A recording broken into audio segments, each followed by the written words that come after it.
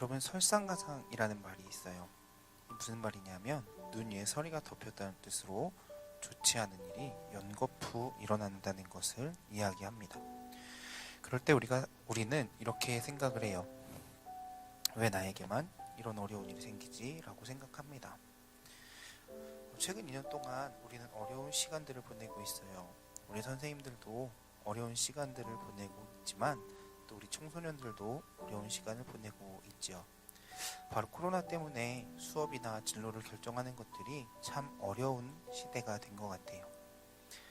마치 끝도 없는 터널 속에서 출구가 보이지도 않는 길을 가는 것처럼 어려운 시간을 보내고 있기 때문입니다.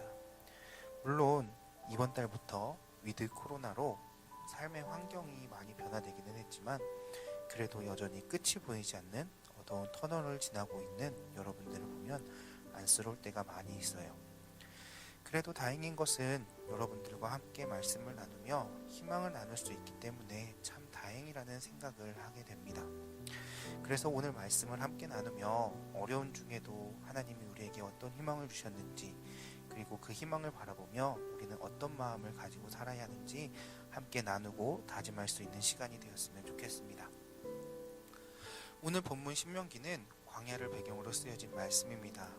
모세가 광야 생활 중에 있는 출애굽 2세대들을 향해 하나님의 말씀을 다시 잘 해석하고 설교한 것을 모아놓은 것이 신명기입니다.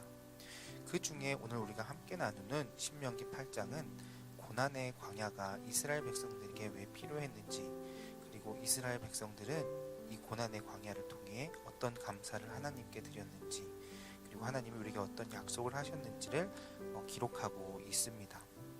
그렇다면 광야를 걸었던 이스라엘 백성들을 보며 무엇을 우리가 생각하고 또 무엇을 감사하고 또 어떤 삶을 살아야 할지 이 시간 함께 나누는 귀한 시간 되기를 바랍니다.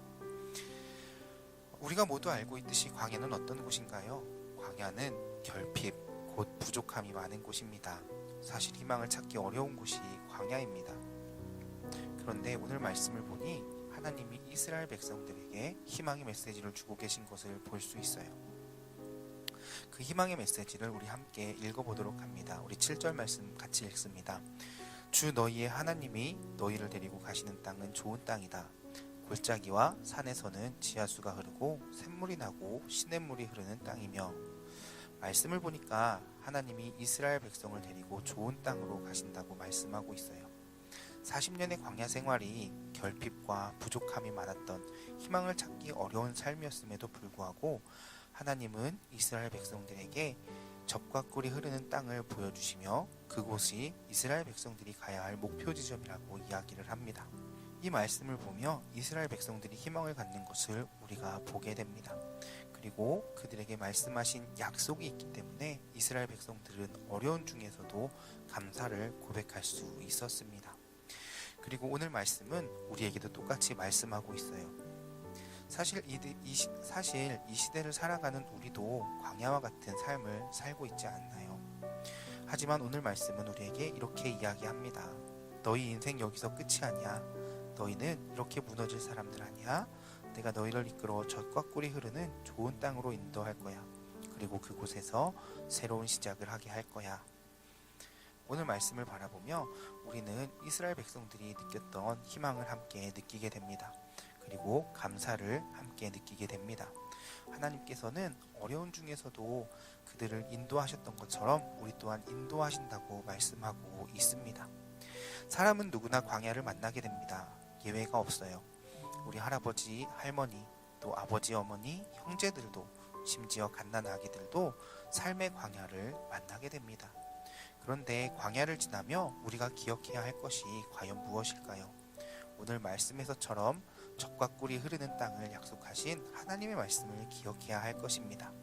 그리고 우리에게 그 약속을 주신 하나님께 감사하는 삶을 살아야 할 것입니다. 그렇게 할 때 우리의 삶은 180도 달라지게 됩니다. 회복의 가장 대표적인 인물 요셉의 삶을 한번 보세요. 귀한 아들이었다가 종이었다가 또 강간 미수범이었지만 하나님을 한 번도 원망하지 않은 요셉, 자신이 꿈꿨던 삶을 기억하며 살았던 요셉을 하나님이 다시 회복시켜 주시는 것을 우리는 말씀을 통해서 보게 됩니다. 그러니 우리가 이 땅 살아가면서 다른 무엇보다 우리의 삶을 인도하시고 우리에게 소망 주신 하나님께 감사하는 삶이 되어야 하는 줄 믿습니다. 그렇게 할 때 지금 우리의 삶이 어둡고 긴 터널을 지나는 것 같지만 새로운 회복이 우리에게 시작되는 줄 믿습니다. 특별히 광야의 삶을 살아가며 그들에게 새로운 땅, 시작의 땅, 회복의 땅을 말씀하셨던 하나님을 기억하며 또 그 하나님께 감사했던 이스라엘 백성들을 기억하며 우리 또한 이 추수감사절에 하나님이 우리에게 주실 새로운 땅, 새로운 시작, 새로운 희망을 보며 감사할 수 있는 여러분들 되기를 주님의 이름으로 축복합니다.